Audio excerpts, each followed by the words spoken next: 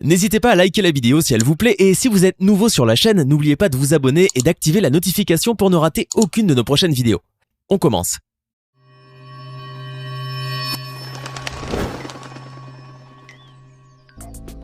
Bonjour et bienvenue à tous. Si en règle générale les frontières entre les pays ne sont que des lignes imaginaires, elles sont quelquefois matérialisées. Et c'est là qu'on peut souvent observer des séparations très étranges. Imaginez que la frontière entre la Russie et les États-Unis sépare deux îles de ces États, qui sont très proches, mais elles ont un fuseau horaire de 21 heures d'écart. Ou encore la frontière entre la Belgique et les Pays-Bas, qui traverse les rues, les restaurants et même les maisons. Cela serait presque inimaginable. Alors vous souhaitez découvrir les 7 plus étranges frontières du monde ? Installez-vous donc bien confortablement, les voici.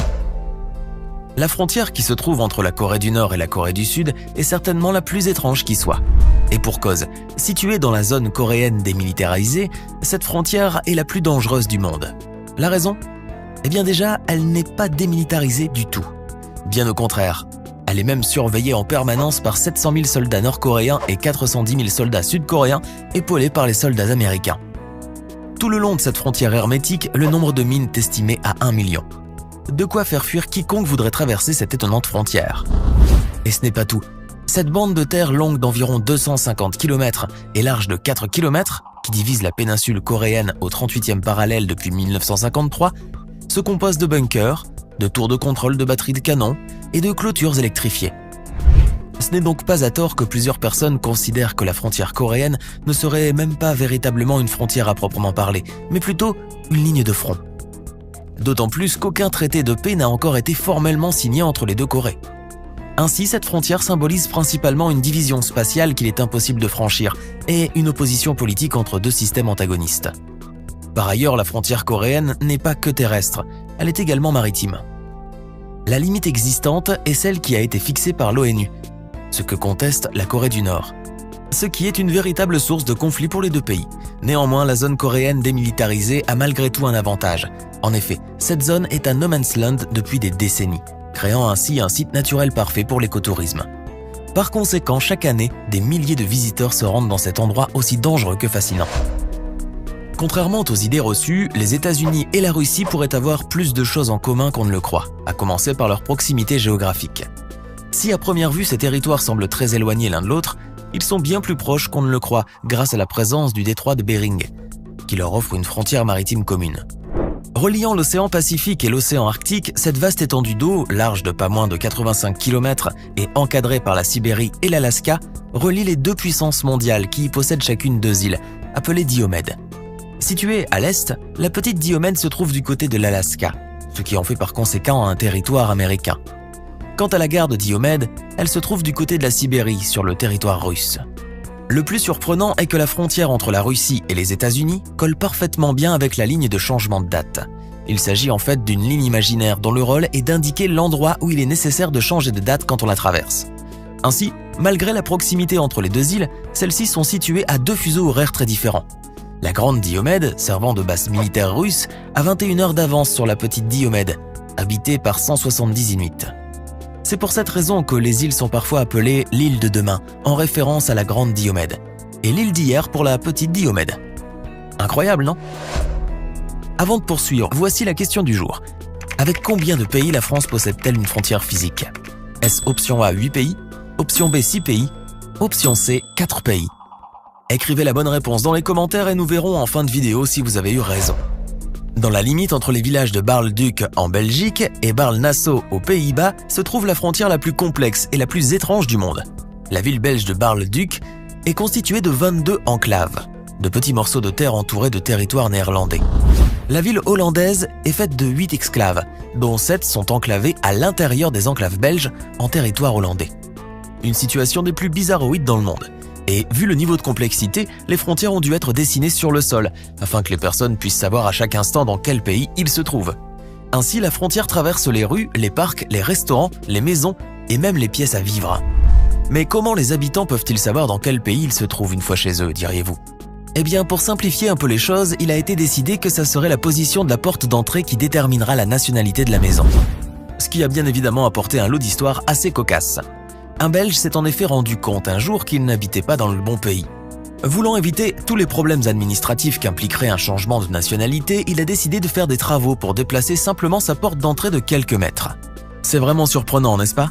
Les habitants peuvent donc choisir leur pays et les avantages fiscaux associés en fonction de la position de leur porte d'entrée. Certains sont indécis et n'arrivent pas à choisir et finissent par avoir 2 portes d'entrée, 2 numéros de rue, 2 sonnettes, etc. C'est pour le moins très exceptionnel. Toutefois, cette frontière est dorénavant mise en valeur et devient même un atout touristique. La frontière entre l'Égypte et le Soudan est hors du commun. La raison est simple, la frontière entre les deux pays n'a pas encore été parfaitement fixée à cause de plusieurs conflits concernant un territoire situé dans la frontière appelée triangle Halaïb. Cette anomalie remonte à 1899, lorsque le Royaume-Uni avait le contrôle de la région. À cette époque, la frontière qui avait été choisie entre l'Égypte et le Soudan était la 22e parallèle, incluant le triangle Halaïb dans le territoire égyptien. Ensuite, en 1902, les Anglais ont décidé de retracer une frontière appelée frontière administrative, sans supprimer pour autant l'ancienne. Par conséquent, Halaïb était passé sous administration soudanaise. Ainsi, lorsque le Soudan est devenu indépendant, en 1956, il a supposé que c'était la frontière de 1902 qu'il fallait garder, car cela signifierait que le triangle Halaïb ferait partie du pays. Évidemment, les Égyptiens prétendent le contraire. Depuis, le problème n'est toujours pas réglé.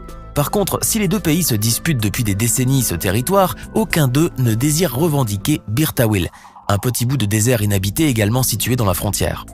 La raison est que ce territoire n'a aucun avantage économique et en plus cela reviendrait à accepter la frontière voulue par l'autre et abandonner le triangle de Halaïb qui est situé près de la mer.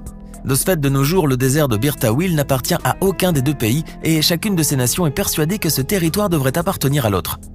C'est là l'un des rares territoires sur Terre dont aucun pays ne revendique la souveraineté. Dans le monde, il existe des frontières naturelles totalement originales. Et c'est le cas de la frontière qui sépare le Brésil et l'Argentine. Dans cet endroit se trouvent les cascades d'Iguazu, une des 7 nouvelles merveilles de la nature. Chaque seconde, les 275 cascades qui jalonnent la zone déversent 6 millions de litres d'eau dans la rivière, créant ainsi de véritables rideaux d'eau. Ce n'est donc pas sans raison que les cascades d'Iguazu sont considérées comme la concentration de chutes d'eau la plus importante au monde. Inscrites dans le patrimoine mondial de l'UNESCO, ces chutes sont situées à 80% dans le sol argentin et 20% dans le territoire brésilien. Ainsi, c'est principalement du côté argentin que le site accueille une faune et une flore luxuriantes. On compte en effet 2000 espèces de plantes, 400 espèces d'oiseaux, mais on y croise également des animaux insolites comme le singe hurleur, le fourmilier géant ou le coati roux. Autant dire que cette frontière est phénoménale. Sans surprise, le site attire près de 2 millions de touristes chaque année. Ces derniers ont donc la possibilité de déambuler sur les passerelles pour admirer le panorama colossal, de s'approcher en toute sécurité à quelques mètres seulement de certaines chutes d'eau et peuvent également voir la cascade la plus haute, la Gorge du Diable, qui avec ses 80 mètres surplombe le paysage. Tout cela a de quoi faire rêver. Marquette est une petite île de la mer Baltique partagée entre la Suède et la Finlande. Rocheuse et dénudée, cette île mesure un peu plus de 3 hectares de superficie. Si elle est importante, c'est principalement parce qu'en 1809, il a été décidé qu'elle serait séparée par une frontière terrestre internationale qui la traversait en son centre en ligne droite. Le seul souci est que l'île est plate et pas très visible. Par conséquent, le récif représentait un danger pour la navigation.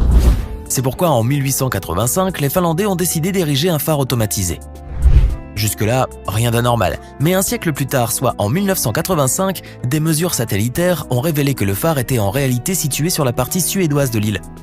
Bien évidemment, il n'y a eu aucun conflit et le problème a été très rapidement réglé. En effet, les deux pays se sont mis d'accord pour redessiner la frontière de telle sorte à inclure le phare en Finlande.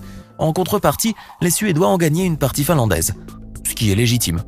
Cependant, la frontière entre la Finlande et la Suède forme désormais un étrange S d'une longueur terrestre d'environ 490 mètres contre une centaine autrefois. Les frontières entre les pays sont généralement sécurisées, mais celle qui sépare les États-Unis et le Mexique est très protégée par rapport aux autres. Mesurant plus de 3000 km, cette frontière est dotée d'un important dispositif de sécurité, avec une télésurveillance, un mur de séparation, de nombreux policiers sur le terrain et des patrouilles de jeep. Ce qui est tout à fait normal. Néanmoins, il existe des endroits au sein de cette frontière qui sont totalement hors du commun. En effet, dans le parc de l'Amitié situé dans la frontière de San Diego aux États-Unis et de Tijuana au Mexique, les gardes frontières détournent le regard quand des membres de familles mexicaines-américaines, qui n'ont pas le même statut juridique, se retrouvent pour se toucher au bout des doigts, pour parler librement, ou encore pour se servir du mur frontière comme filet pour jouer au volley-ball. D'autre part, entre l'État du Nouveau-Mexique et la région d'Anapra, un architecte et une designer américain, Ronald Rehel et Virginia Sanfratello, ont mis au point des balançoires à bascule à travers le mur de la frontière. Naturellement, le but de ces balançoires est de protester contre le mur frontière du président Donald Trump, tout en permettant aux enfants de s'amuser. C'est là indéniablement une frontière unique en son genre. Maintenant, à votre tour de nous dire en commentaire laquelle de ces frontières est selon vous la plus étrange. Sinon, la France partage ses frontières terrestres avec 8 pays. La Belgique et le Luxembourg au nord, l'Allemagne et la Suisse à l'est, l'Italie au sud-est, Monaco, Andorre et l'Espagne au sud. J'espère que vous avez été nombreux à trouver la bonne réponse. Ce n'est pas fini. Envie d'en voir plus? Regardez tout de suite une vidéo insolite, pleine de séquences incroyables et de découvertes inégalables sur la chaîne Eureka. Eureka est une chaîne consacrée aux listes insolites qui publie plusieurs fois par semaine des vidéos incroyables sur des sujets inédits. Cliquez tout de suite sur Eureka et découvrez maintenant la toute dernière vidéo de la chaîne. À demain!